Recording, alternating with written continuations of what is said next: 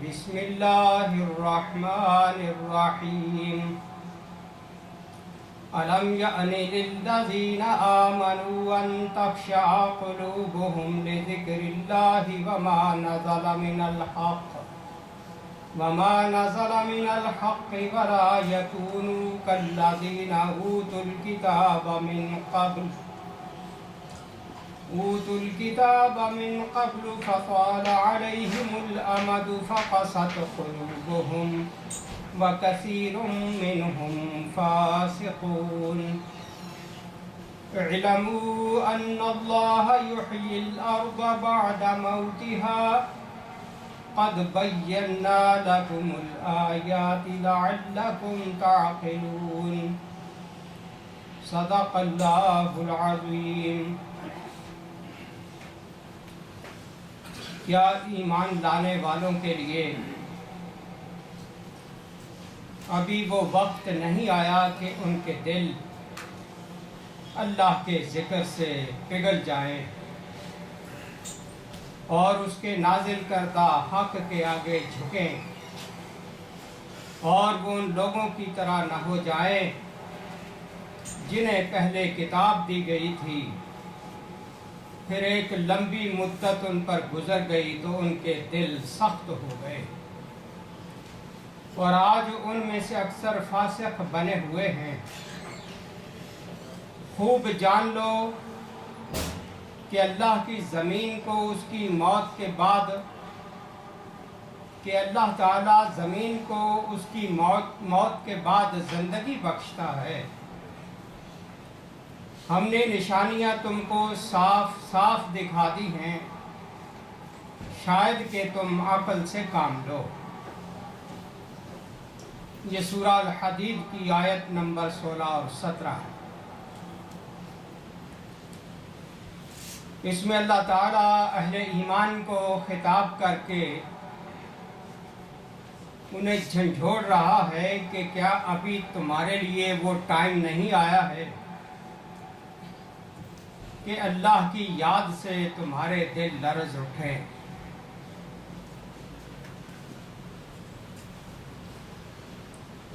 قرآن پاک انسان کی ہدایت کے لیے نازل کیا گیا،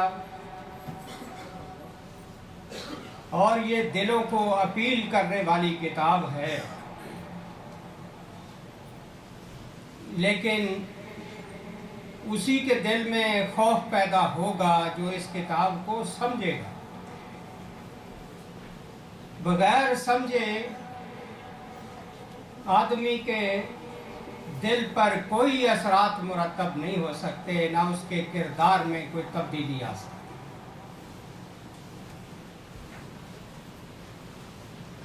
اس آیت کا پس منظر صحابہ کرام نے جب یہ آیت سنی تو وہ لرز اٹھے تھے، کانپ گئے تھے کہ یا اللہ ہم تیرے ذکر سے ڈر گئے ہیں، خوف کھا گئے ہیں، ہم نے اس وقت کو اپنا لیا۔ صحابہ کرام کے بعد بھی یہ امت میں ایسے لوگ پیدا ہوتے رہے جن کو اس قرآن نے بدل کے رکھ دیا۔ حضرت عبداللہ بن مسعود رضی اللہ تعالیٰ عنہ کوفہ کے شہر کے پاس سے گزرے، فیض الفساق قد اجتمعوا وهم یشربون الخمر۔ کوفے کے باہر کچھ فاسق لوگ،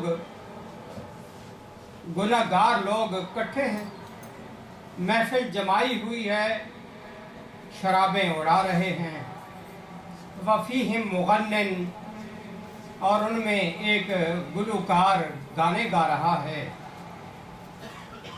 یقال لہ زازان، اس کا نام زازان تھا۔ وَكَانَ يَضْرِبُ وَيُغَنِّي وَكَانَ لَهُ صَوْتٌ حَسَنٌ، اب وہ ستار بجاتا ہے، گانے گا رہا ہے، آواز اس کی بڑی خوبصورت ہے۔ فلما سمع ذلك عبداللہ بن مسعود رضی اللہ عنہ، پاس سے گزرتے ہوئے صحابی رسول حضرت عبداللہ بن مسعود نے جب اس کی آواز سنی، فقال من ھذا، پوچھا یہ کون ہے؟ ما احسن ھذا الصوت، اس کی آواز کتنی خوبصورت ہے۔ لو کان لقراءۃ کتاب اللہ تعالی، کاش یہ گانے گانے کے بجائے اللہ کی کتاب کی تلاوت کرنے کے یہ خوبصورت آواز کام آتی۔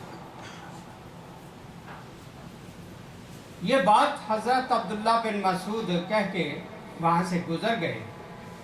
وجعل الرداء فی راسہ، اپنی چادر سر پہ رکھی، ومضى، چلے گئے۔ فسمع زازان، اب اس گلوکار نے یہ آواز سنی، پوچھتا یہ حضرت کون تھے؟ قالوا عبداللہ بن مسعود صاحب رسول اللہ صلی اللہ علیہ وسلم، لوگوں نے بتایا کہ یہ عبداللہ بن مسعود رسول اکرم صلی اللہ علیہ وسلم کے ساتھیوں میں سے تھے، صحابہ میں سے۔ قال فأی شیء قال، یہ گلوکار پوچھتا ہے کہ کہہ کے کیا گئے ہیں؟ قالوا انه قال ما احسن هذا الصوت لو كان لقراءة القرآن، وہ یہ کہہ گئے ہیں کہ اس کی آواز کتنی خوبصورت ہے، کاش یہ قرآن کی تلاوت کے کام آتی۔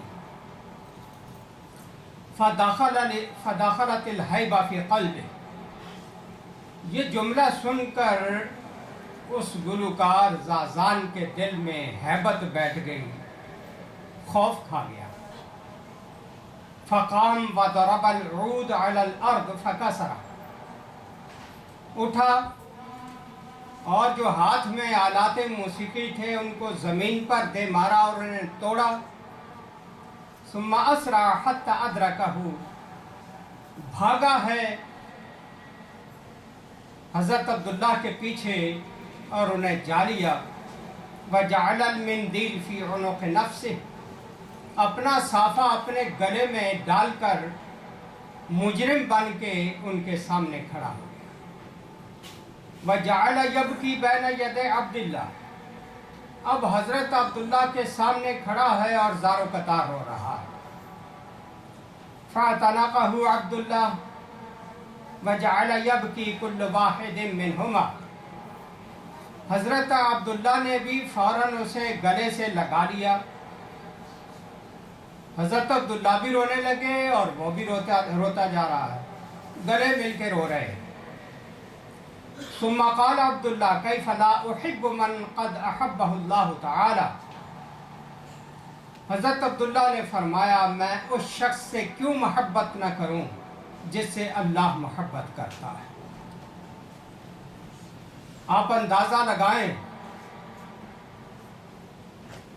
صحابی رسول نے شرابیوں کی مجلس کے پاس سے گزرتے ہوئے ان پر کفر کے فتوے نہیں لگائے،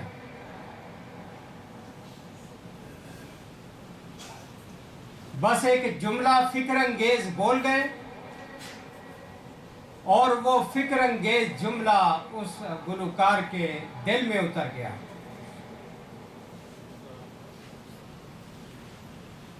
اور جب وہ ان کے پیچھے بھاگتا ہے اور ان کے سامنے مجرم بن کے کھڑا ہو کے روتا ہے، حضرت عبداللہ رضی اللہ تعالیٰ عنہ اس کو گلے سے لگا کے خود روتے ہیں اور فرماتے ہیں کہ میں اس سے محبت کیوں نہ کروں، خدا اس سے محبت کرتا ہے۔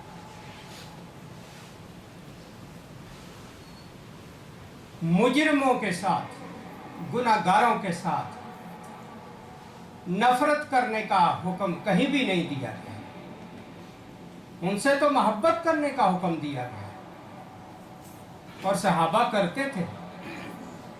اس کا نتیجہ یہی تھا کہ بڑے بڑے گناہ گار توبہ کر کے اللہ کے دربار پہ جھک جاتے۔ فتوے لگانے سے بات نہیں بنتی، لوگوں کو برا بھلا کہنے سے بات نہیں بنے گی۔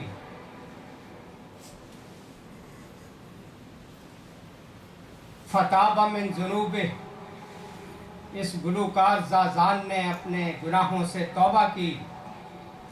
وجعل یلازم عبد اللہ حتی تعلم القرآن، مستقل حضرت عبداللہ کے ساتھ خادم بن کے زندگی گزار دی اور ان سے قرآن سیکھا۔ وَأَخَذَ حَظًّا مِّنَ الْقُرْآنِ وَالْعِلْمِ حَتَّى صَارَ إِمَامًا فِي الْعِلْمِ، صحابی رسول سے قرآن اور علم دین اتنا سیکھا کہ علم شریعت میں یہ گلوکار زازان جو تھا یہ امام بنا۔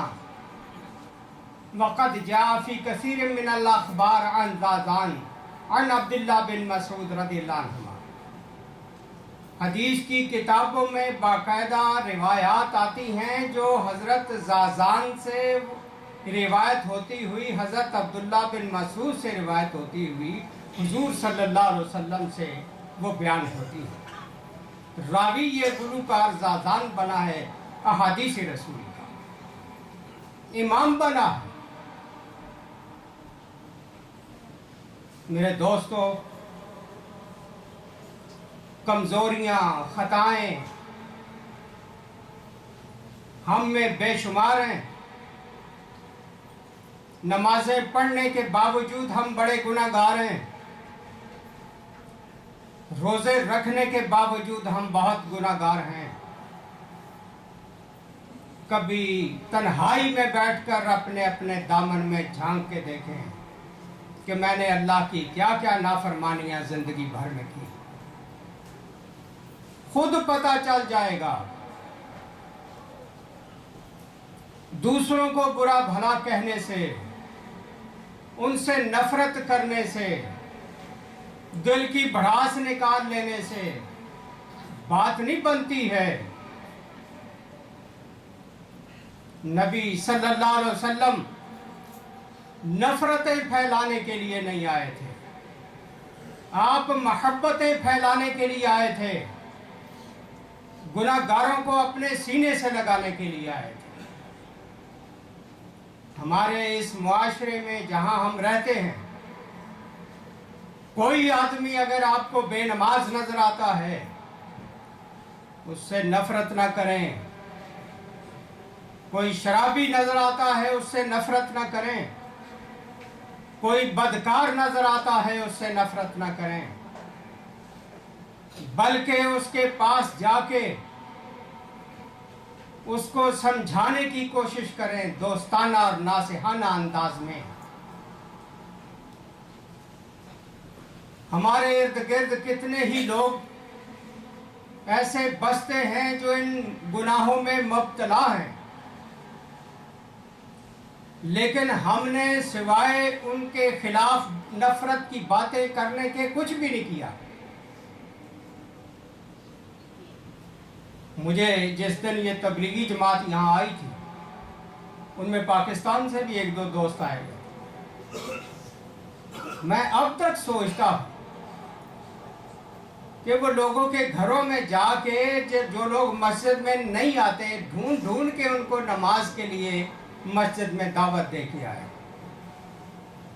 مجھے تو آج تک یہ شرم آ رہی ہے کہ ہزاروں میلوں سے اور ہزاروں ڈالر خرچ کر کے ایک شخص ہمارے یہاں کے بسنے والے ہمسایوں کو تو دین کی دعوت دے کے چلا گیا ہے، اور ہم یہاں رہنے والوں نے کبھی بھی سوچا نہیں ہے کہ قیامت کے دن خدا بھی ہمیں پوچھے گا کہ اتنی دور سے آ کے کوئی ان کو دین کی دعوت دے گیا، تمہیں توفیق کیوں نہیں ہوئی؟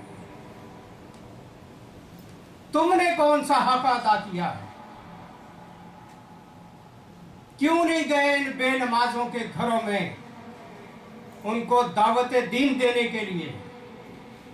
کیوں نہیں گئے شرابیوں کے پاس منت ترلا کرنے کے لیے اور ان کو سمجھانے کے لیے؟ کیا یہ ہمارا بہت بڑا قصور نہیں ہے؟ اس سلسلے میں ہم بہت بڑے مجرم نہیں ہیں؟ کیا نری ہماری اپنی نمازیں اور روزے جو ہیں ہمیں بچا لیں گے؟ یہ دین دوسروں تک پہنچانا ہمارے اوپر لازم اور فرض ہے، اور اسی طریقے سے فرض ہے جس طرح نبی صلی اللہ علیہ وسلم کیا کرتے۔ حج کے موقع پر نبی صلی اللہ علیہ وسلم ایک ایک خیمے میں جا کے لوگوں کے ترلے کرتے تھے کہ لوگوں لا الہ الا اللہ کہو، فلاح پا جاؤ گے۔ یہ تو نبی کا طریقہ ہے کہ لوگوں کے کنڈے کھڑکاؤ، لوگوں کے دروازوں پہ دستک دو، ٹائم نکالو۔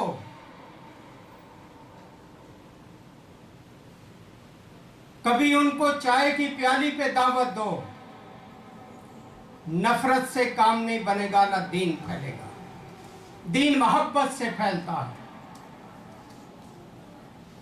اس دین اسلام کی برکتیں جب دنیا نے دیکھی تھی، اس وقت حال یہ تھا کہ کفر کی دنیا اسلام کی طرف لپکتی ہوئی آ رہی تھی۔ علامہ ابن عبد ربہ نے اپنی یہ کتاب العقد الفرید میں یہ واقعہ لکھا ہے کہ بعث مالک الہند الی عمر بن عبد العزیز کتابا فیہ، ہند کے بادشاہ نے عمر بن عبد العزیز کو خط لکھا، من ملک الاملاک الذی ہوا ابن الف ملک، شہنشاہوں کے شہنشاہ کی طرف سے یہ میرا خط ہے۔ وہ اپنے آپ کو ہندوستان کا شہنشاہ کہلواتا تھا کہ میں 1000 بادشاہوں کا بیٹا ہوں، والذی تحتہ ابنۃ الف ملک، میرے گھر میں میری بیوی 1000 بادشاہوں کی بیٹی ہے، والذی فی مربطہ الف فیل، جس کے استبل میں 1000 ہاتھی بندھے ہوئے ہیں، والذی لہ نہران جنبتان العود والعلو والجوز والکافور، میرے ملک میں 2 دریا بہتے ہیں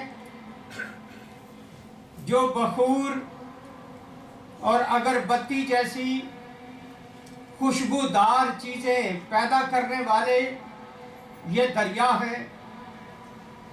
ہمارے ملک میں اخروٹ، کافور جیسی خوشبودار چیزیں پیدا ہوتی ہیں۔ والذی یوجد ریحہ علی مسیرۃ 12 میلا، 12 میل سے ان چیزوں کی خوشبوئیں دور تک مہکتی ہیں۔ اس بادشاہ کی طرف سے یہ خط ہے، الی مالک العرب الذی لا یشرک باللہ شیئا، عربوں کے بادشاہ کی طرف لکھ رہا ہوں جو اللہ کے ساتھ ذرا بھی شریک نہیں ٹھہراتا ہے۔ اما بعد فإنی قد بعثت الیک بہدیہ، میں تیری طرف یہ خط کا ہدیہ اور تحفہ بھیج رہا ہوں۔ قد احببت ان تبعث الی رجلا، میں چاہتا ہوں کہ تو میری طرف اپنی طرف سے ایک آدمی اور مبلغ بھیجے، یعلمنی ویفہمنی الاسلام، جو مجھے دین اسلام کی تعلیم دے۔ میں دین اسلام سیکھنا چاہتا ہوں، اسلام قبول کرنا چاہتا ہوں۔ جب مسلمان صحیح معنوں میں خدا کی زمین پر خلافت کرتے تھے، بڑے بڑے دنیا کے بادشاہ اور طاقتور لوگ جو تھے خود بخود وہ اسلام کی طرف لپکتے آتے تھے۔ وہ اسلام کی برکتوں کو دیکھتے اور جانتے تھے، وہ اسلام کے عدل و انصاف کو دیکھ رہے تھے۔ اسی عمر بن عبد العزیز رحمۃ اللہ علیہ کی دور دور تک جب حکومت پھیل گئی تو گورنروں نے لکھا، امیر المومنین، غیر مسلموں سے جو جزیہ لیا جاتا ہے یہ تو دھڑا دھڑ اسلام قبول کرتے جا رہے ہیں، بیت المال میں کمی آتی جا رہی ہے، اب وہ جزیہ اور ٹیکس جو ہے وہ آنا کم ہو گیا ہے۔ حضرت عمر بن عبدالعزیز رحمۃ اللہ علیہ نے ان گورنروں کو لکھا کہ میں تو چاہتا ہوں ساری دنیا مسلمان ہو جائے، کوئی کافر باقی نہ رہے، کوئی ہمیں جزیہ دینے والا اور ٹیکس دینے والا باقی نہ رہے، اور تم گورنر لوگ اور میں امیر المومنین، ہم لوگ کھیتوں میں جا کے ہل چلائیں اور اپنی روزی کمائیں، ہمیں ان کے ٹیکسوں کی ضرورت نہیں ہے، ہمیں دنیا پہ اسلام کے غلبے کی ضرورت ہے، ساری دنیا اسلام قبول کر جائے، ہمارے لیے یہ زیادہ قابل احترام ہے، یہ نہیں کہ ہمارے پاس مال زیادہ ہے، دولت زیادہ ہے، ہمیں نہیں دولت چاہیے۔ جب اس طرح کے حکمران تھے، آپ نے پہلے بھی سنا حضرت عمر بن عبدالعزیز رحمۃ اللہ علیہ دور دراز جنگلوں میں، پہاڑوں کی وادیوں میں بھیڑیے اور بکریاں کٹھے چرتے تھے۔ اس قدر عدل کرنے والے خلیفہ کا اثر جانوروں تک پہنچ چکا تھا کہ کوئی کسی پہ جانور بھی زیادتی نہیں کرتا تھا، انسان تو کیا کسی پہ زیادتی۔ اس لیے نبی علیہ السلام اس دنیا میں یہ نظام قائم کرنے کے لیے آئے تھے، اور یہ نظام پہلے انفرادی طور پر ہر فرد اپنے اوپر لازم کرے کہ میں نے اپنی ذات سے بھی انصاف کرنا ہے، اور اپنے ملنے والوں سے، اپنے رشتہ داروں سے بھی انصاف کرنا ہے، میں نے کسی کے ساتھ ظلم اور زیادتی نہیں کرنی۔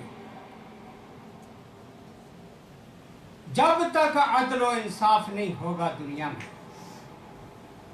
حتیٰ کہ گھروں میں امن اور چین نہیں آئے گا، بے چینی بڑھتی جائے گی، مسائل بڑھتے جائیں گے، پریشانیاں بڑھتی جائیں گی۔ دولت نے کبھی دنیا کو ذہنی سکون نہیں دیا ہے۔ یہ کوئی 5-4 دن ہوئے، اتفاقاً میں نے ٹی وی پہ، انٹرنیٹ پہ دیکھا، سارا چودھری کوئی لکھا ہوا تھا، فارمر ایکٹریس ہے، آپ لوگ تو جانتے ہوں گے، کافی سارے لوگ، مجھے تو نہیں پتا فلمی دنیا کا، کیونکہ میں نے زندگی بھر میں آج تک سینما کے اندر جا کے نہیں دیکھا، یہ اللہ کا خاص فضل و کرم ہے۔ اس ایکٹریس کا اندازہ لگائیں، اس کی میں نے جب سپیچ سنی میں حیران رہ گیا، روئی ہے خواتین کے اجتماع میں، خواتین کو رلایا ہے، فلموں کی دنیا سے نکل کے۔ کہاں وہ مطلب یہ ہے کہ ناچنے گانے والی اور اپنا جسم فروشی کرنے والی، اور کہاں اس کو خداوند عالم اٹھا کے وہاں سے اس مقام تک لے جاتا ہے کہ آج پورا برقع پہنے ہوئے وہ ٹی وی پر بیٹھ کے تبلیغ کر رہی ہے، اور وہ کہتی ہے کہ میں بچپن میں ہمارے ماں باپ نے ہمیں قرآن تو رسماً پڑھا دیا تھا، 7 سال سے میں روزے بھی رکھ رہی تھی، نمازیں بھی پڑھ رہی تھی، لیکن یہ ساری رسمی چیزیں ہیں جو سارے مسلمان کرتے رہتے ہیں۔ کہتی لیکن اندر دولت بھی بے بہا تھی، شہرت بھی بے بہا تھی، اس کو چاہنے والے بھی بے شمار تھے، لیکن کہتی اندر میرے بے چینی رہتی تھی۔ اس سکون کی تلاش میں اللہ نے میرا ہاتھ پکڑا، میں نے قرآن پاک کا ترجمہ پڑھنا شروع کیا، مجھے ہدایت نصیب ہو گئی، میرے زندگی کے سارے مسئلے قرآن سمجھ کر مجھے وہ سارے مسئلے میرے حل ہو گئے، میری ساری پریشانیاں دور ہو گئی۔ اور وہ پھر اب تنہا نہیں ہے، پتہ نہیں اپنی کتنی کلیگ اداکاروں کو اس نے قرآن پڑھنے پہ لگا دیا ہے کہ قرآن کو انڈرسٹینڈ کرے، اس کا ترجمہ پڑھے، اس کو سمجھے۔ وہ سمجھ کے پڑھ رہی، ان کے نام بھی اس نے بتایا کہ فلاں فلاں گلوکار اور اداکار جو ہیں وہ قرآن کا ترجمہ پڑھ رہے ہیں، ان میں سے کتنی خواتین نے برقعے پہن لیے ہیں اور وہ اپنی فیلڈ بالکل چھوڑ دی۔ اللہ تعالیٰ اپنے دین کو کی حفاظت کے لیے کہاں کہاں سے لوگ پیدا کر رہا ہے۔ ہم مسجدوں میں بیٹھے، مدرسوں میں بیٹھے ٹھیکیدار بنے ہوئے دین کے۔ اللہ فرماتا ہے قرآن میں، تم نے اگر میرے دین کا جھنڈا نہ اٹھایا، یستبدل قوما غیرکم، تمہاری جگہ اور کوئی قوم میں اٹھا لوں گا۔ اگر فلمی دنیا سے ایکٹرز اٹھنے شروع ہو گئے ہیں خدا کے دین کے لیے، کھیل کے میدانوں میں غیر ملکوں میں میچ کھیلتے ہوئے پاکستان کے کھلاڑی گاڑیاں رکھ رہے ہیں، میدانوں میں وہ نماز باجماعت ادا کرنا شروع کر دیتے ہیں، میچ جیتے ہی وہ زمین پر سجدے کرنا شروع کر دیتے ہیں، یہ کھلاڑیوں میں سے دیکھیے خدا کے دین کی تبلیغ دنیا بھر میں ہو رہی ہے۔ اللہ کا دین ہمارا محتاج نہیں ہے۔ اس لیے میرے دوستو، کوشش کریں اپنے اپنے ماحول اور معاشرے میں جو لوگ بھی بس رہے ہیں ٹائم نکال کے، آج یہاں اگر 200 آدمی یا 300 آدمی جمعے میں ہے، اگر آپ میں سے ہر شخص یہ تہیہ کر لے کہ میرے معاشرے میں ارد گرد بسنے والے میں فلاں فلاں شخص بے نمازی ہے، میں نے اس کو 6 مہینے میں یا سال میں نمازی بنا کے چھوڑنا ہے۔ ایک ایک آدمی کو ٹارگٹ 1 سال کے لیے بنا لے۔ کیا سال کے بعد اس مسجد میں گنجائش رہ جائے گی نمازیوں کی؟ یہ تو مسجد چھوٹی پڑ جائے گی۔ لیکن ہم نے کبھی سوچا ہی نہیں ہے کہ اس طرح کام کرنا بھی چاہیے، کوئی فکر کرنی بھی چاہیے۔ بڑی مشکل سے یعنی جمعہ پڑھ کے ہی ہم سمجھتے ہیں ہم نے بڑا تیر مارا ہے۔ اللہ کے بندو، ٹائم نکال کے دوسروں تک دین کو پہنچائیں، ورنہ اس ملک میں رہنے کا کوئی جواز نہیں ہے۔ قبر میں جا کے جوتے پڑیں گے جو لوگ صرف ڈالر کی خاطر اس ملک میں رہ رہے ہیں۔ اللہ پوچھے گا تمہیں ڈالر کمانے کے لیے پیدا کیا تھا میں نے؟ اپنی ذات کے لیے بس کھانا پینا اور شام کو مزے کر کے سو جانا اور صبح پھر جانوروں کی طرح بھاگ اٹھنا۔ انسان میں اور جانور میں فرق کیا ہے؟ جنگلوں میں جانور بھی یہی کام کرتے ہیں، رات کو سوتے دن کو اٹھتے اور وہ اپنا شکار کرتے اور کھاتے پیتے مزے کرتے، رات کو پھر آ کے سو جاتے۔ کوئی زندگی کا ہدف، کوئی زندگی کا ٹارگٹ ہونا چاہیے۔ یہ اقبال کہتے ہیں جس کا ہو تیر بے ہدف، یعنی جس کا تیر ہی اس کا کوئی نشانہ ہی نہ ہو کہ لگنا کہاں ہے۔ اس لیے اپنی زندگی کا کوئی ماٹو، کوئی ہدف، کوئی گول مقرر کریں، ہم نے کرنا کیا ہے۔ اپنے ایک ایک بچے کو کوشش کریں نمازی بنانے کی، نیک بنانے کی، مسجدوں کا شہدائی بنانے کی، دین کا شہدائی بنانے کی، اور یہ تبھی ہوگا جب ہم خود اس پہ عمل کریں۔ کل رات ہی وہ حدیث میں نے ذکر کی ہے حضرت سہل بن عبداللہ تستری رحمۃ اللہ علیہ کہ 3 سال کی عمر میں کہتے ہیں میں نے ماموں کو دیکھا رات تہجد پڑھتے ہوئے، 3 سال کی عمر میں مجھے بھی شوق ہو گیا، میں پڑھتا رہا۔ میرے ماموں نے کہا کہ بیٹے 3 جملے روزانہ 3 بار کہا کر، اور دل میں کہا کر، زبان سے نہیں۔ اللہ معیہ، اللہ میرے ساتھ ہے۔ اللہ ناظری، اللہ مجھے دیکھ رہا ہے۔ اللہ شاہدی، اللہ میرا گواہ، وہ میرے پاس کھڑا ہے۔ بچپن میں 3 سال کے بچے کے ذہن میں یہ بات پختہ کر دی گئی کہ اللہ میرے ساتھ ہے۔ مجھے دیکھ رہا ہے، میرا وہ گواہ میرے پاس ہے۔ جب یہ تصور بچے کے ذہن میں پختہ ہو جائے، کیا بڑا ہو کر وہ بچہ کبھی اللہ کی نافرمانی کرے گا؟ اس کا تو یہ ذہن پختہ ہو چکا ہے کہ اللہ تو میرے ساتھ ہے، وہ تو مجھے دیکھ رہا ہے۔ اس طرح سے اپنی اور اپنے بچوں کی تربیت کرنے کی کوشش کریں، اپنی اصلاح کی کوشش کریں۔ یہ دنیا چاند روزہ چمک دمک جو ہمیں نظر آ رہی ہے، یہ ساری یہیں رہ جائے گی، اور ہم یہاں سے یوں نکال لیے جائیں گے جیسے آٹے میں سے بال نکال لیا جاتا ہے۔ قبر میں تو ہمیں تنہا جانا پڑے گا اور اپنی زندگی کا حساب دینا پڑے گا۔ وہاں یہ رونقیں ہمارے ساتھ نہیں جائیں گی، یہ بیوی بچے اور یہ دوست احباب ہمارے ساتھ قبر میں نہیں جائیں گے، تنہا جانا پڑے گا اس اندھیری کوٹھری کے لیے۔ حضرات، یہ رمضان کا مہینہ جو ہمیں اللہ نے نصیب کیا ہے، اس میں پوری کوشش کر لیں۔ حضور فرماتے ہیں کہ ینزل الرحمہ، اس مہینے میں اللہ کی رحمت نازل ہوتی ہے۔ وَيَحُطُّ الْخَطَايَا، اللہ لوگوں کے گناہ معاف کرتا ہے۔ وَيَسْتَجِيبُ فِيهِ الدُّعَاء، لوگوں کی دعاؤں کو قبول کرتا ہے۔ يَنظُرُ اللَّهُ تَعَالَى إِلَىٰ تَنَافُسِكُمْ فِيهِ، اللہ تمہارا شوق دیکھتا ہے کہ تم کتنے شوق سے اس رمضان میں اس کا حق ادا کرتے ہو۔